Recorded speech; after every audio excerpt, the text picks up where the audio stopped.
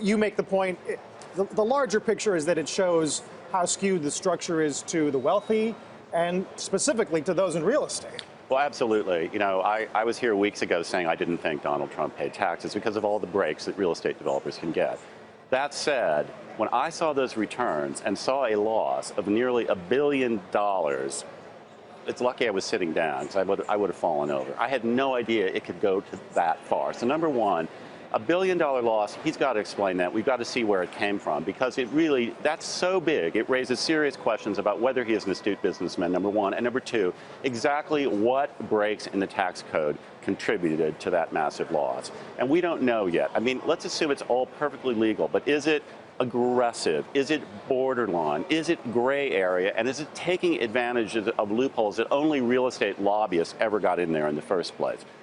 Those are important points. And finally, he said he knows how to fix it. I have pointed out repeatedly that he has not proposed closing a single loophole that benefits him. He has attacked carried interest. He has attacked hedge fund managers. He has attacked Wall Street executives who he says take advantage of this.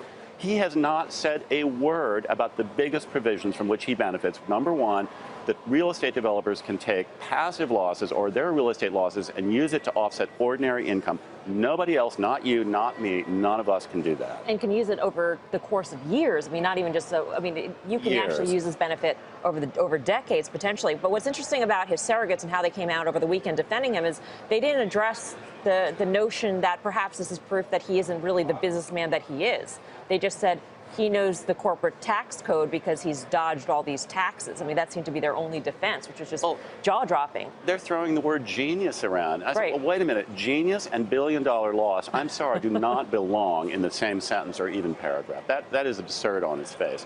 I think another interesting point is some of the surrogates said, oh, well, he had an obligation to take these to his shareholders. We're not talking about a public company here. This is his individual personal tax. These are losses that flowed through only to him. He did not have to take those losses out of an obligation to shareholders. I'd like to clear that up. Another interesting point, he did have to pay tax in New Jersey. I want to go deeper into that New Jersey tax code because New Jersey at the time did not allow years of tax loss carry forwards, and it didn't allow real estate developers to deduct passive losses against ordinary income. Woo, maybe Chris Christie should be looking at that. You know, this is probably a level of nuance that maybe we're not going to get to in the broader discussion, but does it really give us new information about him as a businessman and his experience? So we knew he went bankrupt a couple times in the early 90s. We knew he personally guaranteed a lot of his company's debt. I mean, all these things were kind of out there. This just puts a number on it. Is that going to be something that, I guess, carries the conversation from here? Well, I think so. I mean, look, he's going to say this is all perfectly legal, but there's no getting around the fact that he is in a class maybe of one, that someone could actually slither through a personal and business financial disaster like he did and live to fight another day.